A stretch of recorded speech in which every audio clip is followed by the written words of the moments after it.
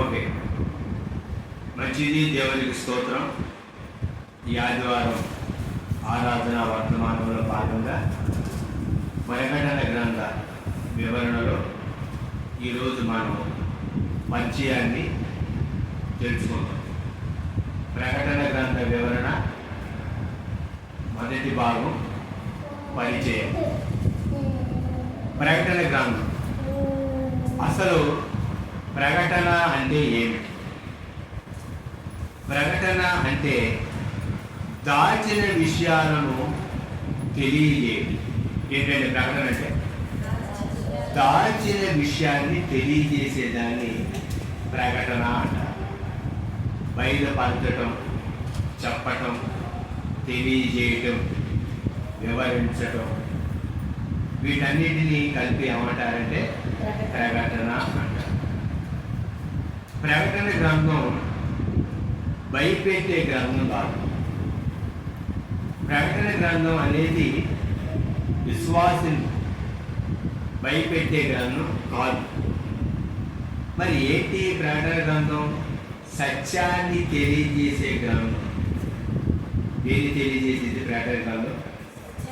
సత్యాన్ని తెలియజేసే గ్రంథం ప్రకటన గ్రంథం. ఎవరు రాశారు ప్రకటన గ్రంథాన్ని? ప్రకటన గ్రంథాన్ని రాసింది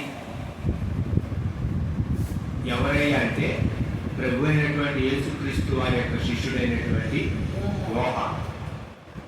వ్రాసింది యోహాను, వ్రాయించింది దేవుడు. దేవుడు తన దూత ద్వారా వర్తమానం చెప్పినప్పుడు యోహాను గారు ప్రకటన గ్రంథాన్ని రాశారు. యోహాను గారు ఆయన వృద్ధాప్యంలో ఈ యొక్క ప్రకటన గ్రంథాన్ని రాశారు. ఎక్కడున్నారు యోహాను గారు? ప్రకటన గ్రంథాన్ని రాసేటప్పుడు యోహాను గారు ఎక్కడున్నారని అంటే పద్మాసు ద్వీపంలో. ఎందుకు పద్మాసు ద్వీపంలో యోహాను గారు ఉన్నారు? దానికి కారణం ఏంటంటే దేవుని వాక్యాన్ని గురించి, యేసుక్రీస్తు గురించి సాక్ష్యం ఇచ్చినందుకు యోహాను గారిని పద్మాసు ద్వీపానికి తీసుకొని వెళ్ళి అక్కడ ఆయనను ఉంచారు. అక్కడ ఆయన రాళ్ళు కొట్టడం, ఆ రాళ్ళు కొట్టే పని నిమిత్తము అక్కడ యోహాను గారిని పద్మాసు ద్వీపంలో ఉంచారు. మనం రాబోయేటటువంటి అధ్యాయంలో పద్మాసు ద్వీపం ఎక్కడ ఉంది, ఏమిటి అనే విషయాన్ని మనం తెలుసుకుంటాం. ఎందుకు దేవుడు యోహానుకు బయలుపరిచాడు? ఈ యొక్క విషయాలని ఎందుకు బయలుపరిచాడు యోహానికి దేవుడు? సంఘాన్ని బలపరచడానికి, భవిష్యత్తును తెలియజేయడానికి, యేసుక్రీస్తు మహిమను చూపించడానికి, అంతిమ విజయం ఎవరిదో తెలియజేయడానికి. అంతిమ విజయం ఎవరిదా అంటే ప్రభు అయినటువంటి యేసుక్రీస్తు వారు.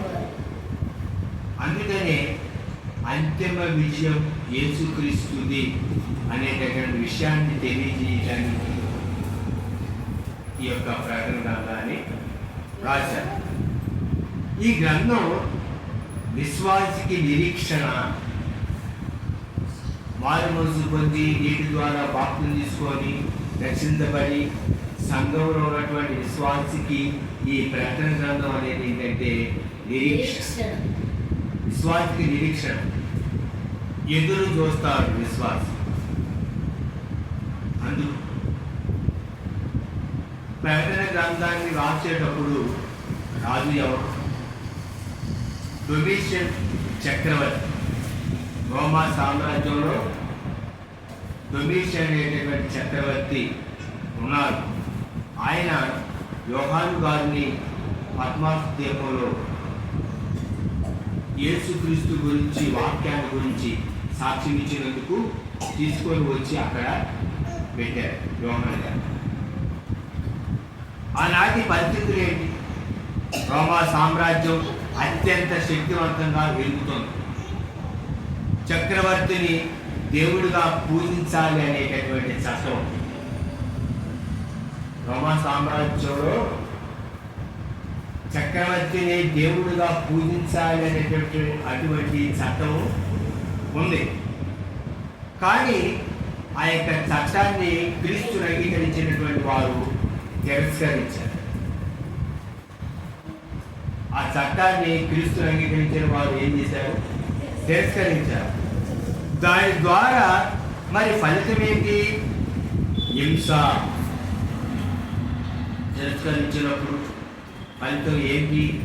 ఏమనిపించారు? క్రీస్తును అంగీకరించినటువంటి వారు హింసను అనుభవించారు, హింసను ఎదుర్కొన్నారు. కొన్ని సంఘాలు బలంగా ఉన్నాయి. 7 సంఘాలు. 7 సంఘాలకి దేవుడు యోహాను గారి ద్వారా ఉత్తరాలు రాశారు. కొన్ని సంఘాలు ఎలా ఉన్నాయంటే ఆ కాలంలో బలంగా ఉన్నాయి. కొన్ని సంఘాలు ఎలా ఉన్నాయంటే బలహీనంగా ఉన్నాయి. అందుకే 7 సంఘాలకు లేఖలు ప్రకటన గ్రంథంలో రాయవలసి వచ్చింది. జాగ్రత్తగా ప్రకటన గ్రంథం మనకి అర్థం అవ్వాలి అంటే దానియేలు గ్రంథం, ఎహెజ్కేలు గ్రంథం, జకర్యా గ్రంథాలతో ప్రకటన గ్రంథం అనేది ముడిపడి ఉంది. ఈ గ్రంథం ఈరోజు ఎందుకు నేర్చుకోవాలి? విశ్వాసికి ప్రకటన గ్రంథం హెచ్చరిక. 2వ రాకడకు ప్రకటన గ్రంథం సిద్ధపాటు. 3వదిగా విశ్వాసి ఆత్మీయంగా నిలబడాలి అంటే ప్రకటన గ్రంథాన్ని నేర్చుకోవాలి. పాత నిబంధనలో ప్రవచనాల నెరవేర్పు ప్రకటన గ్రంథంలో తెలియజేయబడింది. డొమిషియన్ చక్రవర్తి టైటస్ ఫ్లావియస్ డొమిషియన్ అనేటటువంటి పేరు కానీ ఇతను చాలా గర్విష్ఠుడు, కఠినుడు. క్రీస్తు శకం 81 నుండి 96 వరకు ఈయన పరిపాలించాడు. సుమారుగా క్రీస్తు శకం 95వ సంవత్సరంలో డొమిషియన్ చివరి కాలంలో ప్రకటన గ్రంథం రాయబడి డొమిషియన్ చక్రవర్తి చనిపోయిన తర్వాత యోహాను గారిని పద్మాసు ద్వీపంలో నుండి తీసుకొని వచ్చారు. తర్వాత ఆయన చాలా కాలం ఎస్ఎస్సి సంఘంలో కాపరిగా పనిచేసి నిండు వృద్ధాప్యంలో యోహాను గారు ఈ లోకయాత్ర ముగించారు. ఆది కాండానికి ప్రకటన గ్రంథానికి సంబంధం. బైబిల్ గ్రంథంలో ఒక గ్రంథము మిగతా గ్రంథాలతో ముడిపడు. ఆది కాండం ప్రారంభంలో భూమి ఆకాశాలు సృష్టించబడి దేవుడు ఆది యందు భూమి ఆకాశమును సృజించెను. ప్రకటన గ్రంథంలో నూతన భూమి, నూతన ఆకాశం. జీవవృక్ష ఫలానికి దూరంగా ఉన్నారు ఆదాము, హవ్వ ప్రకటన గ్రంథంలో. కానీ క్షమించాలి, ఆది కాండం. ప్రకటన గ్రంథంలో జీవవృక్ష ఫలాలకి దగ్గరగా అదండి. మంచి చెడు తెలియజేస్తూ వృక్ష ఫలములు దినమున నిశ్చయముగా సత్యమని దేవుడు నరుడికి ఆజ్ఞాపించాడు. మరి మంచి చెడ్డలు తెలియజేస్తూ వృక్ష ఫలాలు ఉన్నప్పుడు పక్కన ఏమున్నాయి? జీవవృక్ష ఫలాలు కూడా ఉన్నాయి. మరి జీవవృక్ష ఫలాలు తింటే మానవుడు ఏమవుతాడు? ఇక భూమి మీద బతికినంత కాలం మనిషి పాపంలో ఉంటాడు. ఇక పాపం నుంచి విముక్తి ఉండదు. నేను చాలాసార్లు అనుకున్నాను, ఎందుకు దేవుడు జీవవృక్ష ఫలాలు తినొద్దని చెప్పాడు? ఎందుకు దేవుడు జీవవృక్ష ఫలాలు తినకుండా మంచి చెడ్డ తెలివి ఇచ్చు వృక్ష ఫలాలు తిన్నప్పుడు ఏదేని తోట నుండి ఆదామవ్వని దేవుడు ఎందుకు బయట పంపించారు అని అనుకోను. నేను కూడా అనుకోని ఆలోచించి ప్రార్థన చేసుకున్నప్పుడు ఎందుకు పంపించారు అంటే అప్పుడు ఆలోచన వచ్చింది. అంటే మంచి చెడ్డ తెలియని వృక్షఫలాలు తిన్న తర్వాత ఆదామవ్వ గారు పాపములోనే ఉంటారు. ఈ పాపములోనే ఉండుకుంటా వారు జీవవృక్ష ఫలాలు తింటే ఎప్పుడు కోరేగా ఎప్పుడు పాపంలో బతికుంటారు. అదే మరి పాపం నుండి విడుదల ఎలా వచ్చిందేగా అది కదా. అందుకే దేవుడు అక్కడి నుండి బయటికి పంపించేసి తన కుమారుడు పంపించి పాపం నుంచి విడిపించి మరలా ఆదాము గారు కోల్పోయినటువంటి జీవవృక్ష ఫలాలు ప్రకటన గ్రంథంలో మనకి జయించిన వారికి జీవవృక్ష ఫలాలు ఇస్తారు దేవుడు. పాపం ద్వారా మరణం వచ్చింది ఆది కాండంలో. ప్రకటన గ్రంథంలో రెండవ మరణం ఏంటి? రెండవ మరణం లేదు. ఆది కాండం ప్రారంభ గ్రంథం, ప్రకటన గ్రంథం ముగింపు గ్రంథం. ఆది కాండం మొదటి గ్రంథం, ప్రకటన 66వ గ్రంథం. ఆది కాండం మొదటి పుస్తకం పరిశుద్ధ గ్రంథంలో, ప్రకటన గ్రంథం 66వ పుస్తకం. భవిష్యత్తు రెండవ రాకడకు సిద్ధపాటు ప్రకటన గ్రంథం. ఆది కాండంలో మొదటి ఆదాం ఉంటే ప్రకటన గ్రంథంలో కాడమ్మటి ఆదాం యేసుక్రీస్తు ప్రభు. ప్రకటన గ్రంథం ఈ రోజు పరిస్థితులు ఎలా ఉన్నాయి? మనకి గొడ్డు పరిస్థితి ఎలా ఉన్నాయి? భయంకరమైనటువంటి గొడ్డు పరిస్థితిలో మనం జీవిస్తా ఉన్నాం. విద్యతో పాటు బుద్ధి కూడా నేర్పించవలసినటువంటి అవసరత ఉంది. ఇప్పుడు ఉన్నటువంటి పరిస్థితులు ఎలా ఉన్నాయి? కష్టంగా. లోకం యొక్క అంతము దగ్గరగా ఉంది. లోకం అంతా ఎలా ఉంది? దగ్గరగా ఉంది. ప్రకటన గ్రంథం సంఘంలో ఉన్నటువంటి విశ్వాసులకు ఆదరణ కలిగించే గ్రంథం. పాత నిబంధనలో 17 ప్రవచన గ్రంథాలు ఉన్నాయి. పాత నిబంధనలో ఎన్నో ప్రవచన గ్రంథాలు 17. కానీ కొత్త నిబంధనలో ఒకే ఒక ప్రవచన గ్రంథం, ప్రకటన గ్రంథం. నిత్య భవిష్యత్తు గురించి చెప్పబడింది. దానియేలు గ్రంథం 12వ అధ్యాయం 9వ వచనాన్ని చూద్దాం, చదవండి. దానియేలు గ్రంథం 12వ అధ్యాయం 9వ వచనం. అక్కడ ఏమని రాయబడి ఉంది? దానియేలు గ్రంథంలో 9వ అధ్యాయంలో చూడండి, క్షమించాలి, 12వ అధ్యాయం 9వ వచనం. దానియేలు గ్రంథం 12వ అధ్యాయం 9వ వచనం. అతడు ఈ సంగతులు అంత్యకాలం వరకు మరుగుగా ఉండునట్లు ముద్రింపబడినవి గనుక దానియేలు నీవు ఊరకుండుమని చెప్పెను. చాలు, చూసారు? అంటే దానియేలు గారు ఉన్నటువంటి కాలానికి భవిష్యత్తు, దానియేలు గారు ఉన్నటువంటి కాలానికి ప్రకటన గ్రంథం ఏంటి? భవిష్యత్తు. ఇప్పుడు మనం ఉన్నటువంటి కాలానికి ప్రకటన గ్రంథం రాయబడినటువంటి కాలం వర్తమాన కాలం. అదేనంట. దానియేలు గారు ఉన్నటువంటి కాలానికి ప్రకటన గ్రంథం అనేది భవిష్యత్తు కాలం.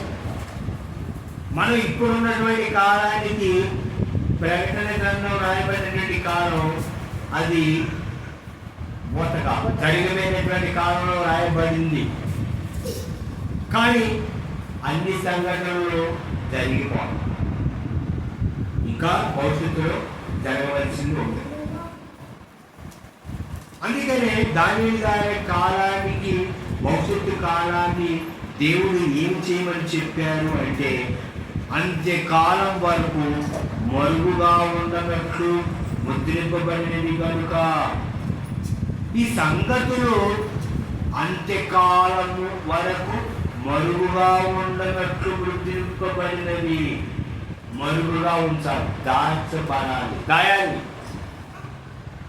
ఈ సంగతులు ఇప్పుడే చెప్పకూడదు, వాటిని మరుగు చేసి దాచిపెట్టాలి అని దానియేలు గారికి దేవుడు తన దూత ద్వారా తెలియజేశాడు. మరి ప్రకటన గ్రంథం 22 అధ్యాయం 10వ వచనంలో ఏమని రాయబడి ఉంది? ప్రకటన గ్రంథం 22 అధ్యాయం 10వ వచనంలో ఏమని రాయబడి ఉంది? ఒకసారి చదవాలి.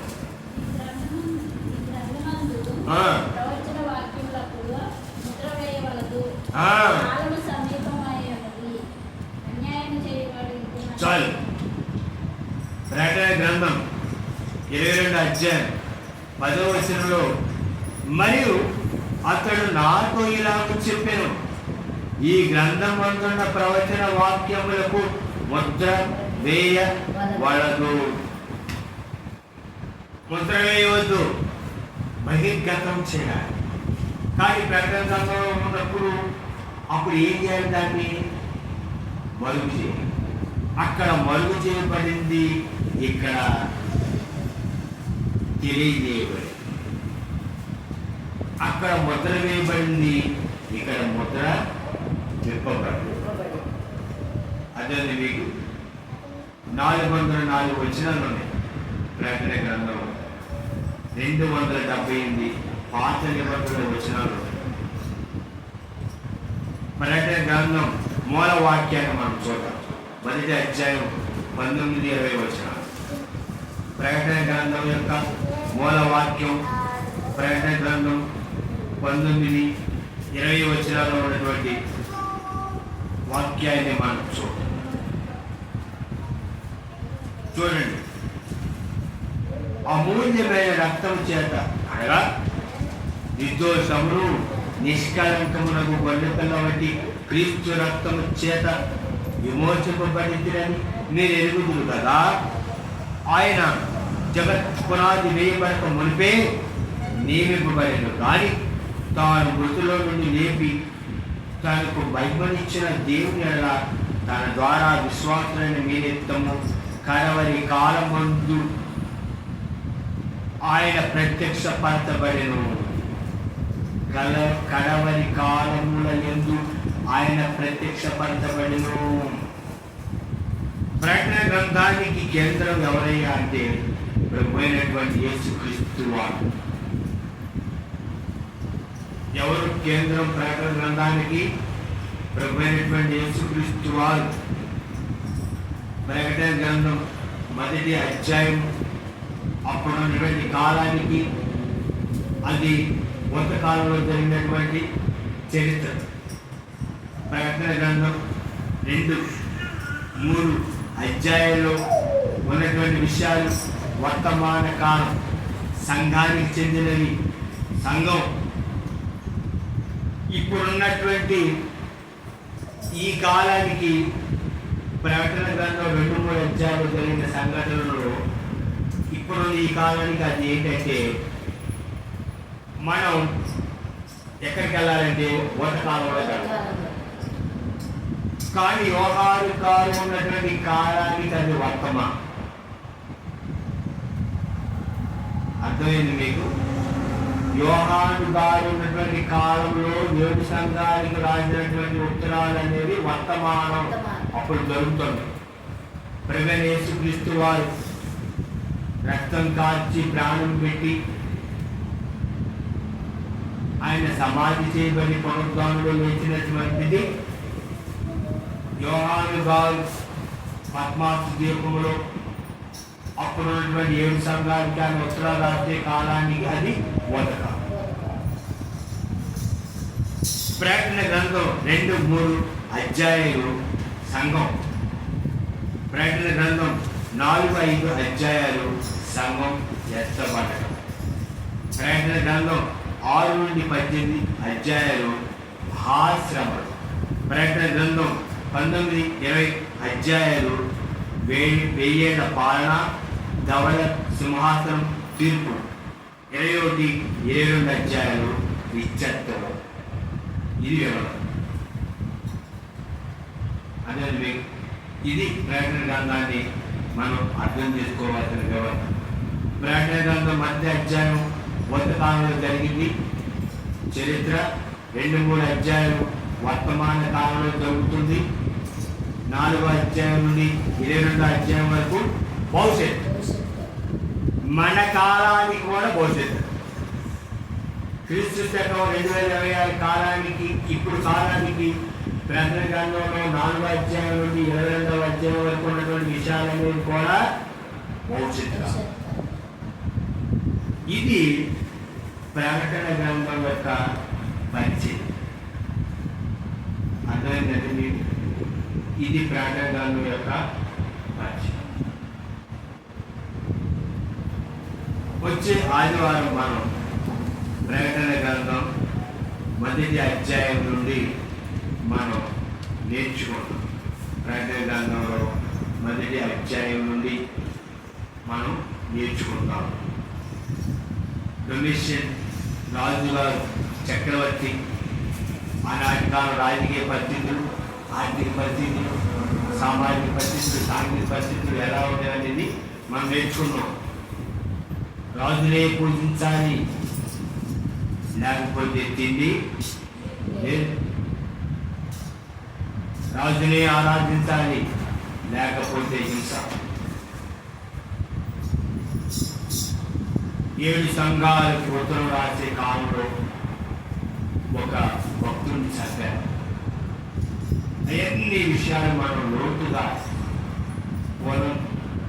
కుశంగా, జాగ్రత్తగా, నిజానంగా వచ్చిన వెంబడి వచ్చిన నేర్చుకుంటాం. కనుక ప్రకటన గ్రంథం రాసింది యోహాను గారు, రాయించింది దేవుడు తన దూతను పంపించి చేయించాడు. ఎందుకంటే ఆనాటి కాలంలో ఉన్నటువంటి సంఘాలు బలపడటానికి, సంఘంలో ఉన్నటువంటి విశ్వాసం హింస కలుగుతున్నప్పుడు భయపడకుండా విశ్వాసంలో నిలబడ్డారు. అంటే ఎప్పుడైతే హింస కలిగిందో అప్పుడు కానీ ఇప్పుడు కానీ ఎప్పుడు కానీ హింస కలిగినప్పుడు, బాధ కలిగినప్పుడు, ఇబ్బంది కలిగినప్పుడు విశ్వాసం ఏమైందంటే చెల్లించబడి ఏంటి నా పరిస్థితి అనేటటువంటి ఆలోచన అప్పుడు మనకి ధైర్యం కలిగించేది వాక్యం. అంటే మన హింసకి, మన బాధకి, మన ఇబ్బందికి నిరీక్షణ ఉంది అని మనకి అర్థం. విశ్వాసకి నిరీక్షణ నిత్యజీవం, పరలోకం, ప్రభువైన యేసుక్రీస్తు వారి యొక్క రాకడ, సిద్ధపాటు. ఆయన రాకడ లేదా మనం ప్రాణం మన ప్రాణం పైన ఆయనతో మనం ఉండటానికి సిద్ధపాటు, లేదా ఆయన వచ్చే వరకు ఉండేది ఉండటానికి సిద్ధపాటు.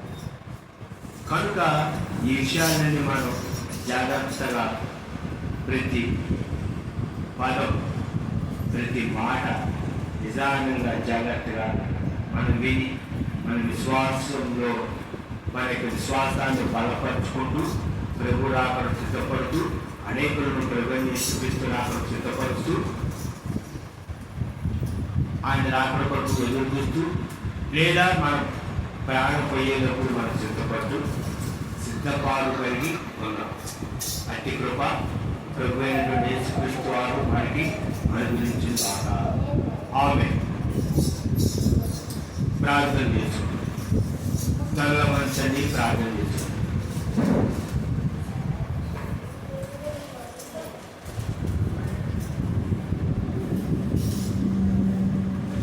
దేవుని వారితో ఆత్మీయంగా బలపడండి. ప్రకటన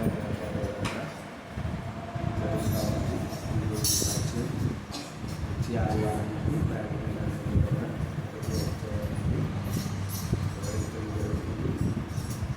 కనుక ప్రార్థన పూర్వకంగా మీరు సిద్ధపడి జాగ్రత్తగా ఆత్మీయంగా ప్రభు రాక సిద్ధపడి యొక్క ప్రతి ఆదివారం ఆరాధన వర్తమానంలో వివరించబడుతున్నటువంటి ప్రకటన యొక్క వివరణలు దీనికి సోపనుండాలంటే మార్పుని ఆత్మీయంగాలపై ఖచ్చితంగా మా యొక్క పోస్టులను సక్రియం తీసుకొని దేవుని వాక్యాన్ని ఆజ్ఞాపించబడండి. ప్రభు రాకపోతే ప్రభుత్వానికి విశ్వాసంలో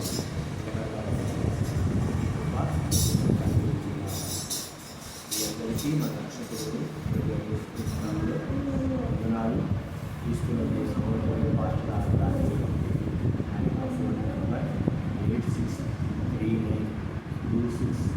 8639262647 మరొకసారి 26 అంతవరకు ప్రభుత్వ తోడే ఉన్నాక రాష్ట్రవ్యాప్తంగా దేవుని వాక్యాన్ని ప్రభుత్వం ప్రార్థించండి. ప్రార్థనాపూర్వకంగా దేవుని వాక్యాన్ని దేవుని